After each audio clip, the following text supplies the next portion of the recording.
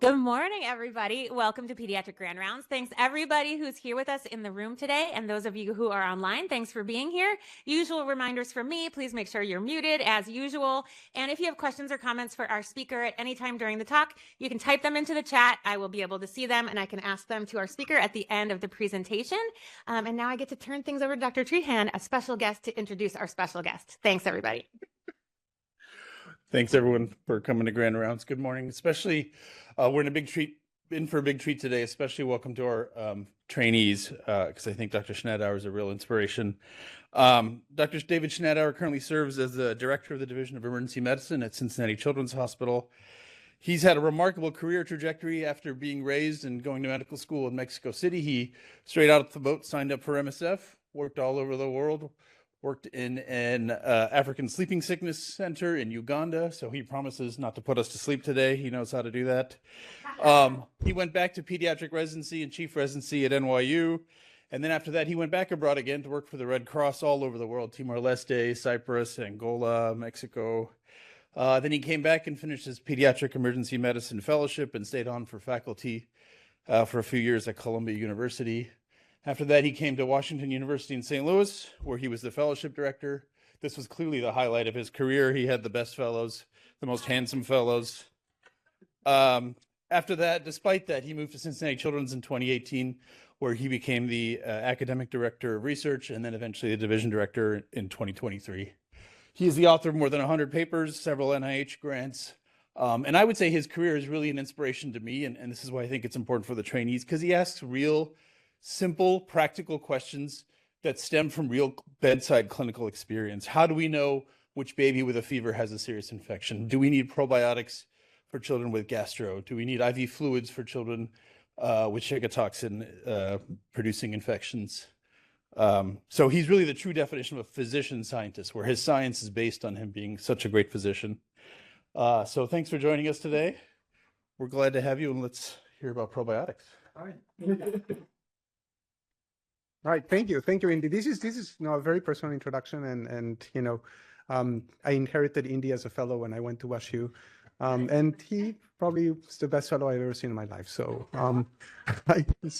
sorry, and the best teacher. She wasn't a fellow, and really good teacher. So I really appreciate that. I do appreciate a lot the invitation, because it gets me to meet with a lot of people. I was telling Eileen on the way here that I have significant imposter syndrome, but I will try to do my best with this. Now, when I get excited, I tend to speak very fast, and I have an accent. So if somebody can stop me a little bit if I get, there. When I'm very tired or mad, I switch to Spanish. So if that happens, please tell me too. But otherwise, let's do this. So a few disclosures. I did receive, for one of the studies that we did, LGG, which is a probiotic and placebo in kind from the distributor of LGG in the United States. I think they strongly regret it, but that's something that happened. We'll be discussing the use of probiotics. Can you guys hear okay? Oh. Which have not been approved by the FDA to treat any human disease. However, it's sold as a dietary supplement or to promote health. They are not regulated by the FDA directly. So my talk will be about using probiotics to treat disease. So that's something I want to make sure. Our work is funded by NIH and CIHR. And then the other thing I would say, and I didn't write it down, is that talking about probiotics sometimes can get a little emotional, especially if we're using them to treat disease and not maintenance of health. So I will not make any comments about using them as maintenance of health. We're using it as treating for disease. And I hope I don't offend anyone with some of my comments or jokes. I tend to make them, but I'll be as PC as I can. So I generally like to start any ground runs with some big idea. And the idea I want to talk about today is conversion science. This is something that I first heard about 4 or 5 years ago when Dr. Zhao, the director of the National Academy of Sciences, came and gave ground rounds in Cincinnati. And this really made me think completely different about science. I really liked it. So the term was coined in 2016 by scientists gathering at a conference at MIT. who defined conversion science as the sharing of methods and ideas by chemists, physicists, computer scientists, engineers, mathematicians, life scientists across multiple fields and industries. The crux of the concept is that conversion science and close collaboration among disciplines is necessary to solve the world's most pressing problems. And this is that most big problems are complex and likely require complex transdisciplinary solutions. There's nothing simple about the problems that we face. So the idea of personalized medicine and that personalized medicine would resolve most human diseases was very popular in the early 2000s. And the hope was that by decoding and understanding the structure of the human genome, would be able to personalize and tailor interventions based on individuals' DNA. However, we know that most of the DNA in our bodies is not human, and therefore there are complex interactions between the environment, gene expression, and health. So more recently, the concept of personalized medicine became more sophisticated. And this is a graph created by the personalized medicine group at UCSF that shows the cycle starting with discovery of a population, clinical and basic sciences, utilizing tools such as wearable technologies, imaging, measurement of complex bodily interactions, creating a trove of data that can now be stored and analyzed by supercomputers and AI, and layered into different categories. These data themselves continue to feed the ever-expanding wheel of knowledge. Now, this model, however, fails to take into account the interactions and experiences, education, economic stability, community wellness, social justice that we call social determinants of health. So how do we integrate all these things together and all these concepts? So one way that I like to think about this is based on this cartoon that was created by Saul Steinberg for The New Yorker in the 1970s. This is how you see the world if you live in the Upper West Side in Manhattan. So you can see that neither Seattle or Ohio are in there. But the truth is that all of us do this some way or another. So, oh wait, Seattle just showed up there. So we do the same thing with our specialties, right? So I'm an emergency medicine doctor, so I think this way. You know, my world is all about EMS, triage, making a diagnosis, getting necessary tests, imaging and consults. And yes, the overall important question of what is the plan and disposition. So home, follow-up clinic, the floor, the PQ, send them to Seattle. Those are the kinds of decisions that we make. Now, the truth is that we know that the patient care is so much more than that, right? There is a prelude, where the patient is coming from, their histories, and where they'll go after their ED visit. The ED is a wonderful place to see and study patients. We're often the first contact for most acute illnesses, all ages, all stages of disease, all socioeconomic strata showed to the ED, all races. So what a wonderful place it is to do research, to study, interrogate pathophysiology, decision-making, and interventions and outcomes. But our interrogations are incomplete if we don't consider the history. So, for example, epigenetics of traumatized populations, for example, we know that descendants of slaves or Holocaust survivors or people with severe trauma will transmit gene expression patterns to their progeny. We also know that the environment and exposures will have significant influences on how patients develop or respond to diseases. We know that outcomes are influenced by communities, quality of housing and education, which themselves are influenced by federal and local policies. And where the patients will go, they're communities whose fates are deeply dependent on social justice. In other words, we cannot expect to sustainably and positively influence outcomes if we do not study and implement change in all these areas. Which brings me back to the concept of conversion science. We have no choice but to collaborate across fields to understand, personalize, and have a positive impact. This requires collaborations between basic scientists, clinicians, clinical researchers, implementation scientists, data scientists, physicists, chemists, engineers, the humanities, and policymakers. That's my big preaching. And I hope the irony of the present moment does not escape me. I think we will continue to push forward. We'll continue to work every day for the betterment of science and for our patients. All right, so that was the idea. So now we're going to talk a little bit about probiotics. It's going to be, going to turn gears a little bit. So, I put this one because it shows everything from Walgreens to Whole Foods. I like the fact that both of them starts with a W. They're everywhere, in every shelf close to you. You'll see them. I'm sure here in the Northwest, it's even more than anywhere else maybe not as bad as Europe, but they're everywhere. And there is a probiotic for everyone. For every age, every species. We had a hedgehog in my house when my daughters were younger, and there was a probiotic for small pets. And for every condition, whiter teeth, better memory, and yes, that thing as well. And they have great names. Gut-brain connection, Erectofix. I really like that one. There's ancient probiotics, royal probiotics. I mean, like seriously, you can have a lot of fun going around and just looking what's sold out there. It's amazing. But I have to say my number one, my super favorite is this one. It's Sunny Bang. It's a probiotic hot sauce. I'm from Mexico, so hot sauce and I, we have a relationship. It's handmade in Brooklyn. And actually I found it and it's really good. So, this was years ago. So if you can find it, go for it. But, joking aside, this is a huge market. It's a growing at a tremendous pace, and it's about $90 billion today. This is a huge industry, and it's growing steadily. And I don't know if I can claim that I coined the term, but we could call it the big bacteria, thinking of big pharma, big bacteria. Now, how did I become interested in this? I became interested in this, like Indy says, by seeing clinical practice. When I was a fellow at Columbia, one of my attendings believed in this so strongly that every patient with diarrhea, she would have her samples and she would give them to them. It was Fluorostar. Like, oh, wow, does this work? Yeah, it works. It's amazing. I know it's the best thing. And parents were super happy receiving this. She was super popular with everybody. So I said, okay, let's look into this. So it took me a little while, but I decided to study this in more detail.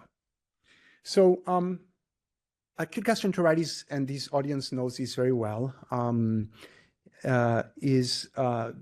are often prescribed to treat this. It's a disease that causes a lot of deaths globally in places where Indy and Donna work. That's the case. In the United States, there's not that much mortality, but it does cause 1.7 million ED visits per year and about 70,000 hospitalizations. So it's a common disease and, one that you would want to study. If you could make a difference, it could make a huge difference. So right now, the treatments we have for gastroenteritis are symptom relief, treating and preventing dehydration, and preventing secondary infections. That's what we do every day in the emergency department. On gastroenteritis season, we say these things over and over again. Now, back in 2010, there was a review from Cochrane that suggested that probiotics could decrease the duration of diarrhea by about a day. And at the time, most of the studies were on inpatients with rotavirus infections. And based on these meta-analyses, it was unclear which probiotic, they combined all the probiotics together, what dose, there were multiple doses, and which patients would be most benefited by them. So we decided to look a little closer and we looked for the most promising probiotic out there. We said, okay, which one is the one that has the best data to support this use? And it was LGG, Lactobacillus rhamnosus, or Culturelle, that's how it's marketed. It was evaluated in these meta-analyses of 15 studies. It appeared to be effective, particularly in high-resource settings. Now, when you look a little closer, we looked at each one of the studies that was represented in these meta-analyses. We noticed that they were small, that none were free of very important biases, and we believe that they did not reach the level of evidence to justify the routine use, just based on studying each one of these studies. And so we thought, okay, there's something we can do about this. Now, however, notwithstanding this flawed data, many professional societies provided strong recommendations for the use of probiotics in acute gastroenteritis, despite low quality of evidence. And that's really what shocked me. This is what, and my colleagues, it's not just me, but it was, wait, you have low quality information and you are strongly recommending this? It makes absolutely no sense. And I think this was the basis for us to say, we need to study this. There is a need for good trials, and there's clear equipoise to justify a definitive trial. So we did that. We obtained funding from the NIH and from CIHR, and we conducted 2 large multi-center randomized controlled trials, one in Canada using a combination probiotic called Lacirofil, and one which is used in Europe and Canada a lot. They haven't marketed here in the United States. And one in the US using LGG, again, the most promising probiotic and the most marketed probiotic at the time. And we found that they were not superior to placebo in improving outcomes in close to 2,000 patients, 6 to 48 months of age, presenting to the emergency department with acute gastroenteritis. The number of diarrheal and vomiting episodes were the same whether the patients were on the placebo or the probiotic group. In this complex table, the lack of benefit was consistent across all outcomes in the rows, so all the outcomes are on the rows, and the subgroups, those are the columns.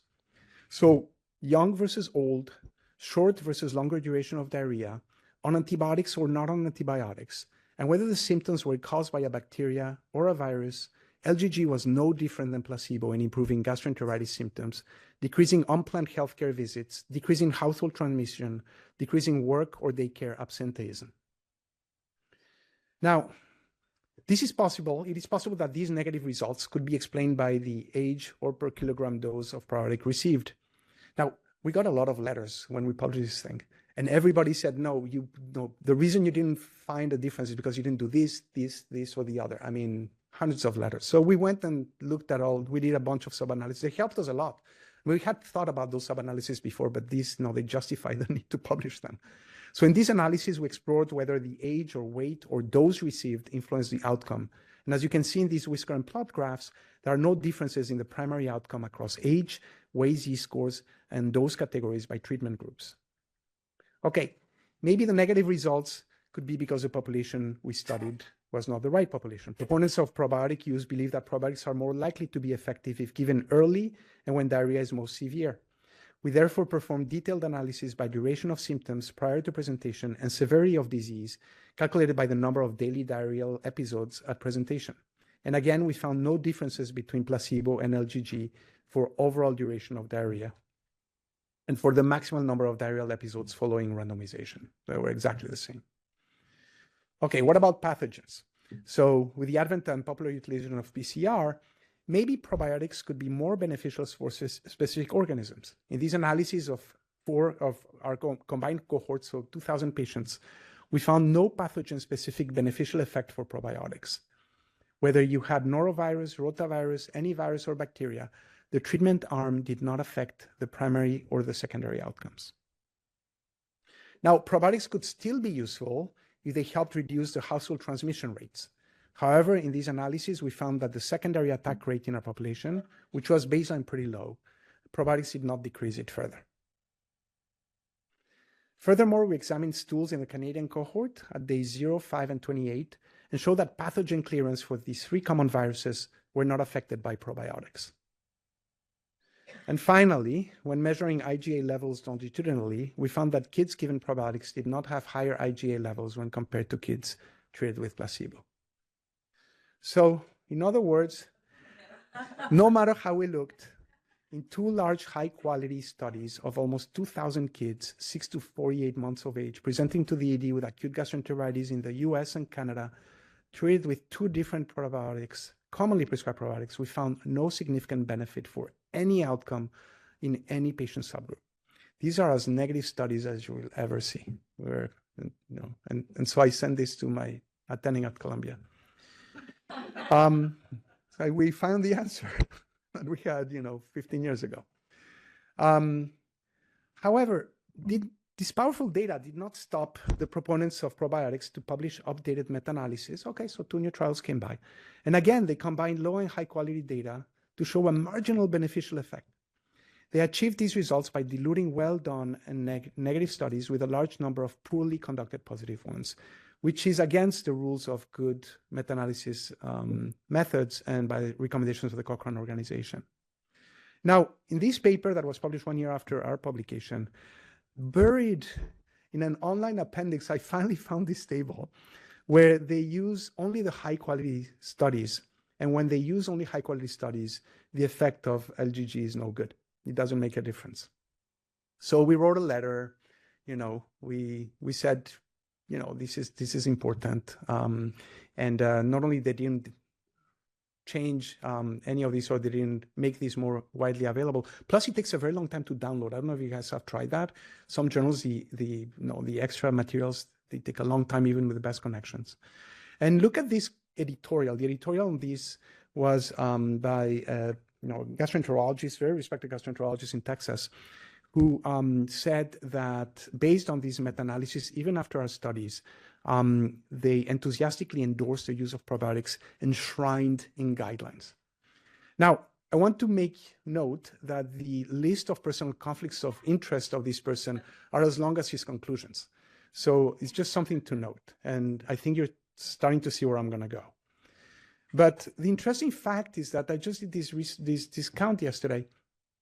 Since we wrote those letters, since this was published, they have flooded the literature with more meta-analysis showing exactly the same thing.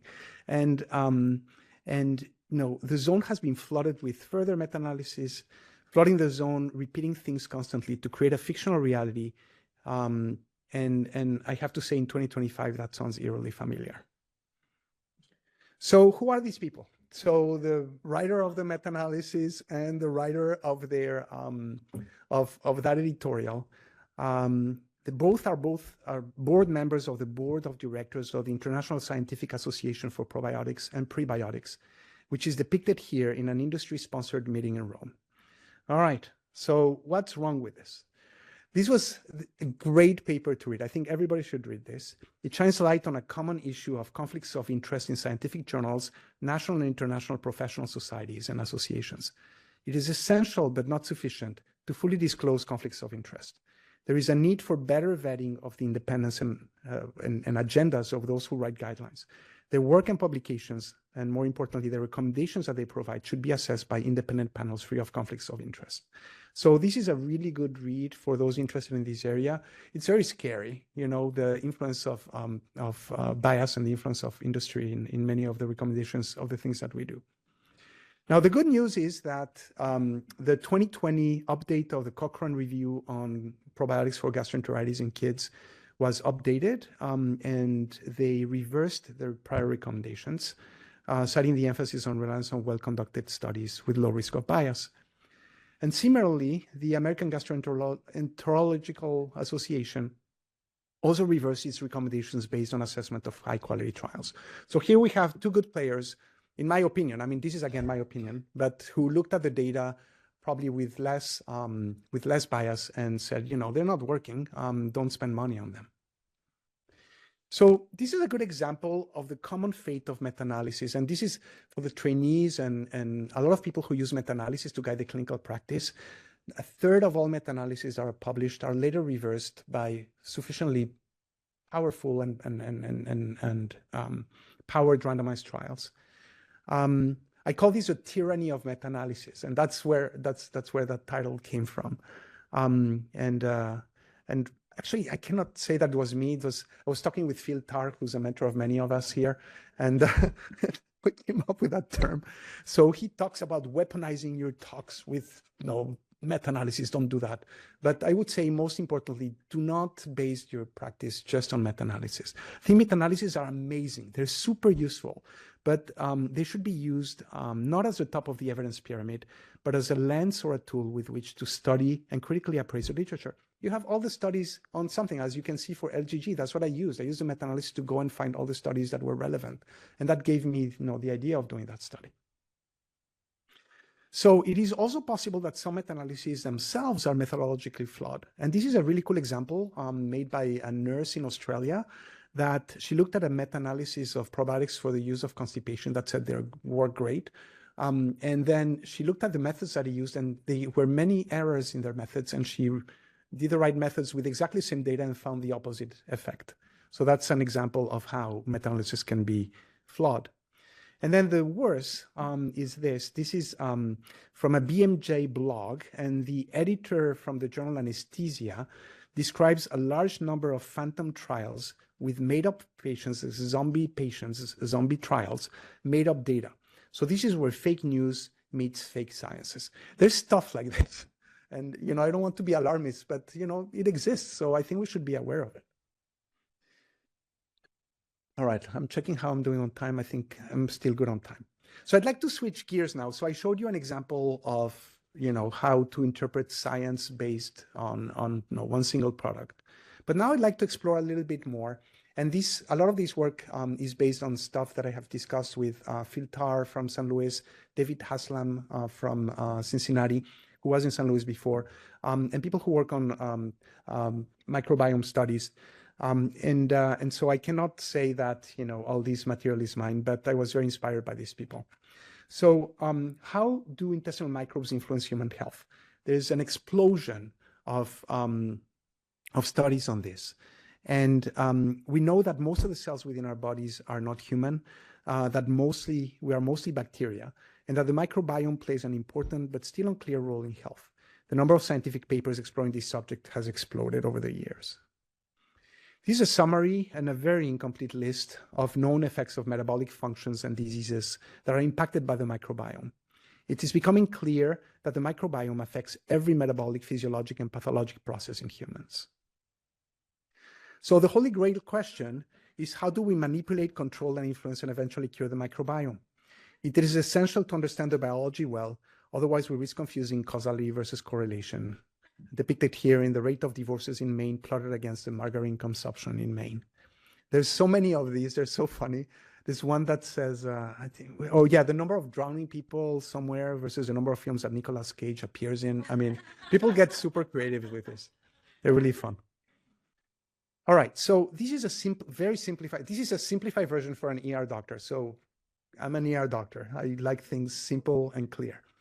So this depicts showing that most GI disease studies, the intestinal microbiome shows lower diversity of bacteria, a higher proportion of proteobacteria, and a lower proportion of commensal anaerobes.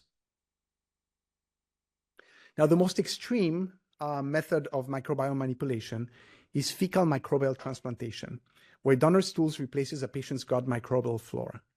There are many methods, none really discussable at the dinner table, but it has been shown to be effective in decreasing recurrence of C. diff infection, for example.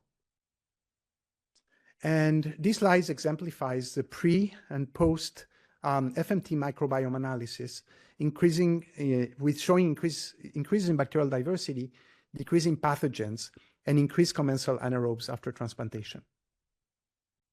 And these graphs show the similar results using principal coordinate analysis, diversity indexes, and the relative abundance of commensal anaerobic bacteria versus pathogenic bacteria pre and post FMT.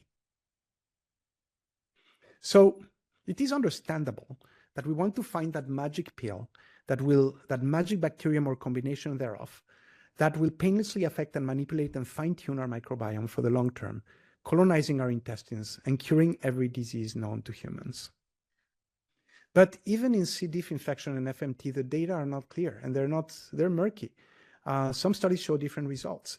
We know that many organisms are altered, but we don't know which ones are the most important ones. And these are the organisms that we can identify. There's many that we haven't identified in there. There's also unclear what makes a good donor. Some kids are amazing donors. I don't know if you guys know, there's a poop bank in Boston, and it's exclusively for MIT students. And apparently their prices really are higher than everybody else's. So, I mean, but what makes a good donor, it's unknown. And not only is it based on the microbial diversity of the donor, but also donor recipient compatibility and many environmental factors, including diet, and host factors, including their immunity and what they have in their gut.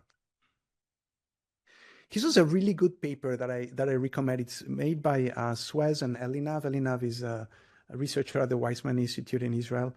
And this is a really cool study. He took healthy volunteers, destroyed their microbiome with Cipro and Flagell, I believe. And then he divided them in 3 groups. Some would receive fecal microbial transplantation, another one a probiotic mixture that was very popular in Israel, and then no therapy for the rest. And every way that he looked, the people that did best were the people with fecal microbial transplant. Those did pretty well in restoring their microbiome and microbial diversity. And the people that did worse in every time were the people given the probiotic. That was interesting. So it can actually make recovery slower. So it is becoming clearer and clearer that the path to a magic pill is not straightforward, and that the prospect of a magic pill capable of positively influencing the microbiome is not yet in sight. So some people may ask why. So why don't probiotics work? I mean, there are many possibilities. They may be dead in capsule. So that happened actually in our study. Part of our study, we did analysis of every batch that we received from the company to make sure they contain the bacteria. They said they're live organisms, so you want to make sure they contain the right number. We had 2 batches in 4 years that were defective, and this is the most rigorous probiotic maker. They're made in Denmark, but they're very carefully followed through the through their transport and everything, but we still found 2 batches that were not good. So you can be taking dead bacteria. That's one thing that can happen. They can also die en route, anywhere en route in the intestine or the stomach. They can fall through, meaning that they don't adhere, and they can be killed by other bacteria in your gut. So even in the presence of live probiotic bacteria in the stool, which many studies have shown, they can recoup the bacteria in your stool. So it's alive, so it must be working. It rarely, if ever, colonizes and changes the nature of the host microbiome. So that's something important to know. So you're taking a lot of bacteria. In the best case scenario, you're pooping a lot of bacteria. Still have to be shown that it changes your microbiome in a positive way that influences disease. So this should raise some questions. And it's not too surprising when you talk to basic scientists, and this is what Dr. Elinav talks about, and David Haslam and all these people who do basic microbiome research. It's really complicated business. It does not only involve the choice of bacterial species, the relationship with other bacteria present in the host, but also all these depends on a large number of host factors that will influence their capacity to be effective. And there are still many other factors we haven't realized. So this is my humble opinion of the state of probiotic field. We have been searching for the magic pill, the holy grail, encouraged by the massive strength of an $80 billion industry, big bacteria, without fully understanding the biology of that it's intended to affect. The cart has been placed in front of the horse, and that's an inefficient and foolish way to approach a problem. We may get lucky, however, a thorough investment in basic and translational science seems to be the right thing to do. And now imagine if half of the money that is spent on marketing these wonderful probiotic products with wonderful names were used to support science. I mean, a couple $1 billion in this, and you may have really good answers. So this is where we are. We're stuck in the limbo of won't hurt, might help, showing expensive clinical study after expensive clinical study that there are problems with the lack of efficacy of these products. Now, safety is not a given. In this paper in Boston from the ICU, they found that presence of genetically matched probiotic bacteria in blood culture isolates of children in the intensive care unit. And there's been many cases of babies in the NICU dying of sepsis from probiotic products over the years. And then there's the economic aspect of this. So I'm using this, as an example, but, if you go to Amazon and just put probiotics, you'll have, hundreds of pages of things. I use Culturelle again because I already smashed them in my talk. Why not continue? And I feel bad because they gave us a product for free. But say that people take probiotics to improve intestinal health, and they take them chronically. So I thought, okay, what about a family of 4 who would take 1 pill of probiotic every day to promote health, and it's part of their healthy diet? They would spend $720 a year. Now think of what $720 a year would buy you. So a lot of yogurt, which has a lot of bacteria too, fruits, vegetables, healthy foods, and yes, salsa, important for Mexicans like me. You could buy a lot of it with that stuff. So, safety is not universal. Financial harm to families spending money that could be better spent on healthy food or any other item of their choice is a critical consideration. So it's time to grow up. And, I'm putting my preacher hat here. I don't know who I'm talking to. I'm preaching to the audience probably. But I'd like to talk to the probiotic industry. Just grow up. The field of microbiome manipulation is indeed promising. We need to invest in rigorous microbiome studies in humans with defined diseases and learn how to better and specifically modify the microbiome, their metabolites. Their metabolites are probably the most important part of it. It's like an endocrine organ if you think about it. You have these millions of trillions of bacteria that are producing stuff and affecting organs far away. That's an endocrine organ. And so we need to do this in animal and in preclinical studies as well. So for now, what I suggest, and again, I'm talking only about treating disease. I'm not talking about maintenance of health, which I don't know how to measure. But an ER doctor knows how to treat disease. In treating disease, we should treat probiotics like any other drug, prescribed in only if they are shown to be efficacious and cost-effective in rigorous studies. And just to be clear, this does not include yogurt. Keep eating lots of yogurt. It's really good for you. So we discussed this we did an editorial couple years, 5 years ago already. Discussing, how probiotics are marketed, how probiotics are regulated. And it's very complicated. But if a probiotic has a claim that they will treat, prevent, cure a disease, they have to get FDA approval. And to date, there has been zilch, zip, not, I'm going to say it, probiotic drugs that have been approved for any human disease.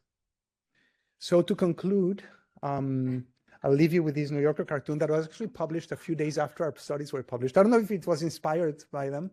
I hope to think yes, but maybe not. And I want to thank my collaborators, our agencies that funded us, and our institutions who were so generous in supporting our work. And with this, I say thank you and open to questions. Thank you so much. That was a great talk. You took, I think, what is a nightmare for a lot of young researchers, a research study that didn't show a difference, and you marketed it into New England Journal of Medicine. Do you have any advice for doing this type of research where you're showing no association or no difference, and how to make that more powerful and impactful in research? Yeah, that's a great question. And there's clearly a bias against negative studies, right? So pharmaceutical companies, so the first thing is you're going to do something with a company that'll provide anything to you. Make sure that you look at the contract very closely. They don't own the data, they don't manipulate the data, and they don't have a decision into whether you're going to publish or not. Sometimes people fail at that step, and then when they cannot publish their data. Now, if the industry is sponsoring the whole study and their own scientists, often they will not publish these types of data. And then journals also, there's a bias towards negative studies. And I think at some point there was a journal of negative studies that was created so that you could publish your negative studies there.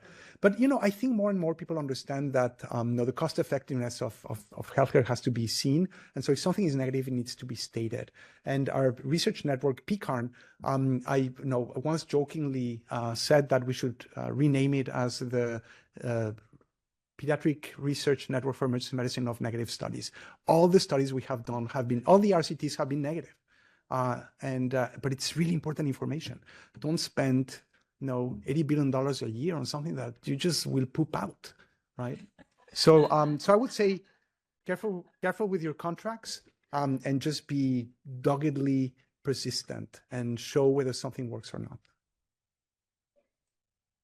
Thank you so much for this incredibly informative talk and wonderful research. As a general pediatrician, there have been two places where I have been maybe prone to thinking about using probiotics based on meta-analyses and randomized controlled trials for infant colic and for antibiotic-associated diarrhea.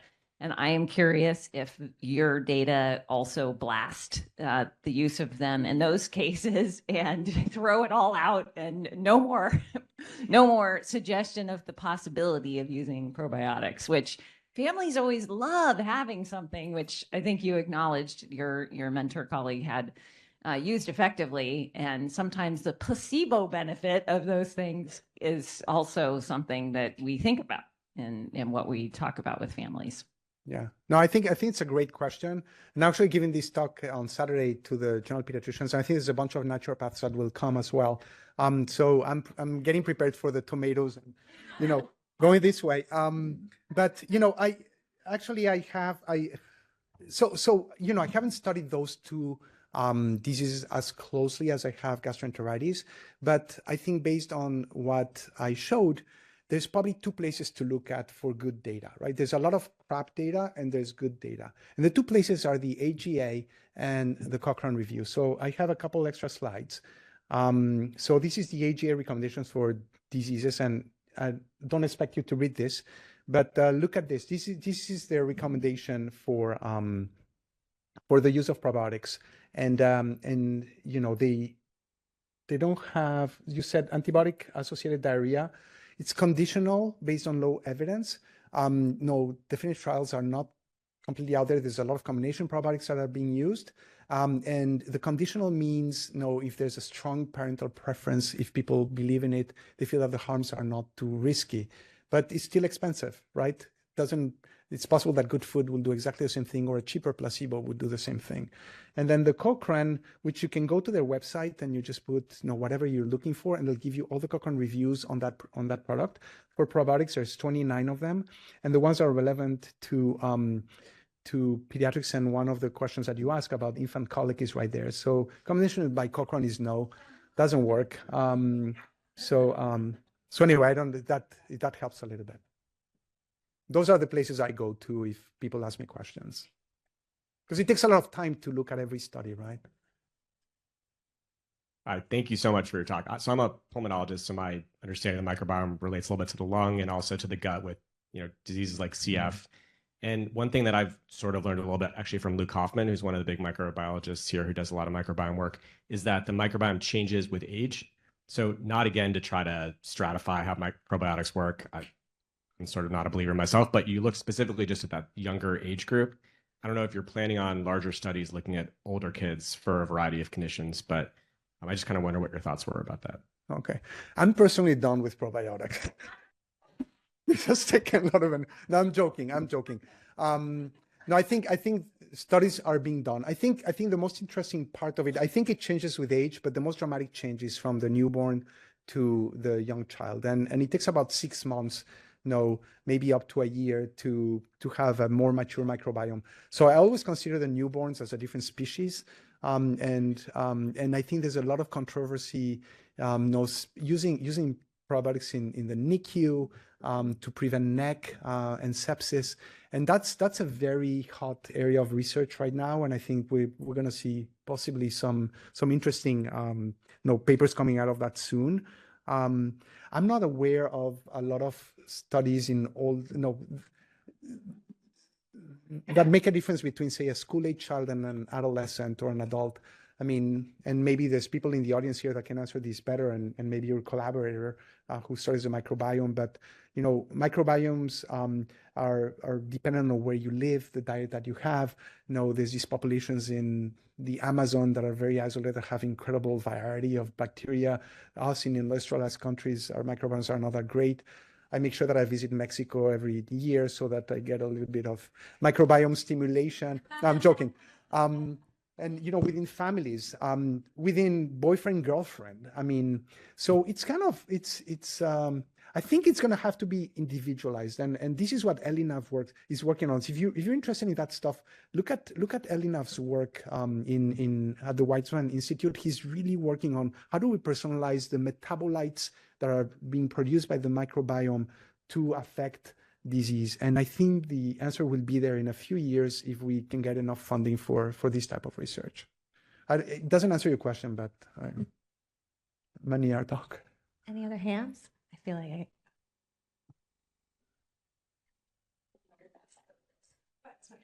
Well, that was a fantastic presentation. Thank you so much. What is the next frontier in gastroenteritis research? What's your next steps? I don't know. So this is really interesting. Right now, I'm working with Eileen and Picarn and Ron Kaplan here in Seattle. We're doing a study of fluids in STEC infection, trying to prevent or mitigate hemolytic uremic syndrome patients with STEC. So that's what I'm involved in right now.